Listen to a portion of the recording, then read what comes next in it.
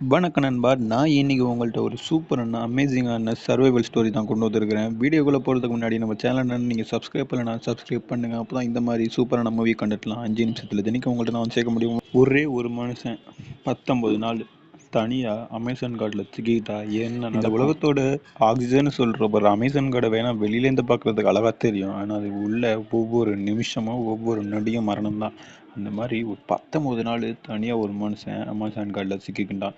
உணவு கிடையாது, எங்கிட்டு போறதுன்னு வழி தெரியாது. ஒவ்வொரு அடியிலையும் மரணத்தோட நிழல் நம்ம பின்னாடியே வந்துகிட்டு இருக்கோம். ஆனா அவன் உயிர் பிழைச்சிட்டான். இன்னைக்கு நம்ம இந்த மாதிரி சூப்பரான ஸ்டோரி தான் பார்க்க போறோம். இந்த படத்தோட பேரு ஜங்கிள். இது வெளியான வருஷம் 2017.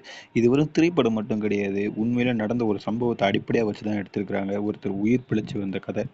இந்த படம் என்னமோ 2017 வந்தாலும் இந்த கதை உண்மையிலேயே நடந்தது 1981.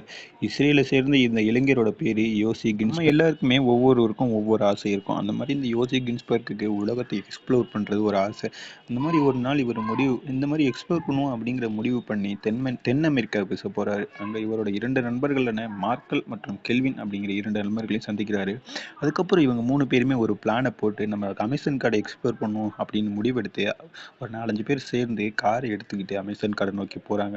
அங்க ஒரு மர்மமான வழிகாட்டியை பார்க்குறாங்க. அவர்கிட்ட என்ன கேட்குறாங்க அவங்க ஒன்று கேட்குறாங்க. அதுக்கு அவர் ஒரு பதில் சொல்றாரு. என்ன சொல்றாரு அப்படின்னா, நீங்க போற வழியில தான் பழங்குடி மக்கள் வாழ்ந்துகிட்டு இருக்கிறாங்க அப்படின்னு சொல்றாங்க.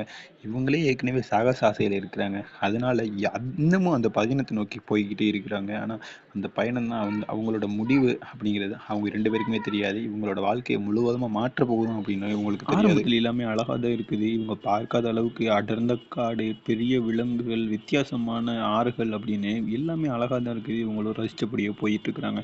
ஆனா சில நாட்களுக்கு அப்புறம் இவங்க கொண்டு போன உணவு குறையுது. இவங்களுக்கு நடக்க முடியாத அளவுக்கு களைப்பும் ஏற்படுது. நான் சொன்ன நண்பர்கள்ல ஒருத்தரான மார்க்கஸ்க்கு கால்கள்ல மிகப்பெரிய காயங்கள் உருவாகுது. இதனால அவங்க போன குழுக்குள்ளேயே சண்டையும் உருவாகுது. இதில் இவங்க ஒரு முடிவு எடுக்கிறாங்க. இவங்க 4 பேர்ல மார்க்கஸ் அப்புறம் கார்ல் ஒரு வழியாகவும், யோ கதையோட நாயகனான யோசி மற்றும் கெல்வின் ஒரு வழியாகவும் போக முடிவு செய்கிறாங்க. யோசியும் கெல்வினும் ஒரு மரப்படகை உருவாக்கி அந்த மரப்படகு மூலமா அந்த ஒரு பெரிய ஆறை கடக்க முயற்சி செய்கிறாங்க. ஆனா வேகமான நீர்ல அந்த படகு கட்டுப்பாட்டை இழந்து பாறைகள்ல மோதி உடைஞ்சு போகுது. இதனால இருவருமே பிரிஞ்சு போயிடுறாங்க. இங்கிருந்து தான் உண்மையான படம், உயிர் பிழைப்பு போராட்டம் எல்லாமே ஆரம்பிக்குது. யோசி காட்டுல தனியா மாட்டிக்கொள்றாரு. உணவு கிடையாது, தண்ணீர் கொஞ்சமா தான் இருக்கு, வழி தெரியல. சுற்றிலுமே விஷப்பூச்சிகள், பாம்புகள், காட்டு விலங்குகள் அப்படின்னு எல்லாமே புதுசு புதுசா இருக்கு. மரணம் மரண பயம் அவரோட கண்ணில் இருக்கு. அதுக்கப்புறம் மழையும் பெய்ய ஆரம்பிக்குது.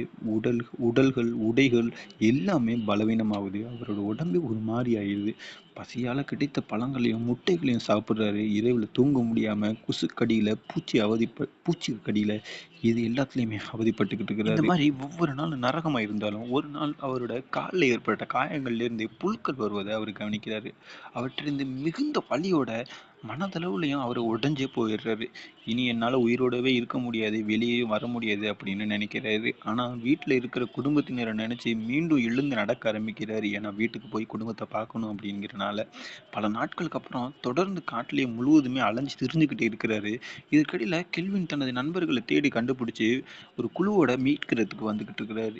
இதையா கிட்டத்தட்ட 3 வாரங்களுக்கு அப்புறம், அதாவது 19 நாளுக்கு அப்புறம் பலவீனமான உடம்பெல்லாம் சட்டையே இல்லாம ஏதோ உடம்பு பூரா சாம்பலை பூசின மாதிரி வெளியே வந்து நிற்கிறாரு. அப்பதான் அவர் நண்பர்கள் மீட்க வந்த மீட்பு குழுவோட படகுல அவரை கிராஸ் பண்ணி போறாங்க.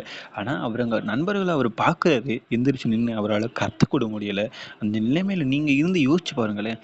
கிட்டத்தட்ட 3 வாரம் காட்டுக்குள்ள மாட்டிக்கிட்டு இருந்து யாராச்சும் வந்துட மாட்டாங்களான்னு நினைச்சு ஏங்கின ஒருத்தருக்கு கண்ணு முன்னாடி நண்பர்கள் வந்துட்டு இருக்கிறாங்க. ஆனா அவரால் எந்திரிச்சு நின்று கத்தவே முடியல. ஒரு வழியா அவர் நண்பர் ஒருத்தர், கெல்வினான நண்பர் வந்து இவர் பார்த்துட்டு கடைசியாக இவரை மீட்கவும் செஞ்சிடறாங்க. அதுக்கப்புறம் இவர் உடனே கொண்டு போய் பாதுகாப்பான வெளியே அழைச்சிட்டு போயிட்டு மருத்துவமனையில் அனுமதிக்கிறாங்க. இறுதியில் யோசி உயிருடன் வந்துடுறாரு. இந்த படத்தோட சிறப்பு என்ன அப்படின்னா, இது முழுக்க முழுக்க உண்மை சம்பவத்தை அடிப்படையாக எடுக்கப்பட்டது. அதனால தான் காட்டில் உயிர் பிறப்பது எவ்வளோ கஷ்டம் அப்படிங்கிறதையும் இது நம்மளுக்கு உணர்த்துது. நம்பிக்கையோடு இருந்தால் எந்த சூழ்நிலையும் நம்ம கடக்க முடியும் என்பதை இந்த படம் நமக்கு உணர்த்துது. இந்த யோசி அப்படிங்கிற ஹீரோ கேரக்டரில் நடித்த உண்மையான நடிகரோட பேர் என்ன அப்படின்னு பார்த்தீங்கன்னா, டேனியல் டர்க்லிப்பின். இவரோட நடிப்பு ரொம்பவே இயல்பாக இருக்கும். அவர் அனுபவிக்கிற வலி, பயம், தன்னம்பிக்கை எல்லாமே அனைத்துமே அவரை பரபரப்பா உணர முடியும். அவரோட அப்படி நம்ம கண்ணில் பார்க்க முடியும். அதனால நீங்கள் சர்வைவல் உண்மையை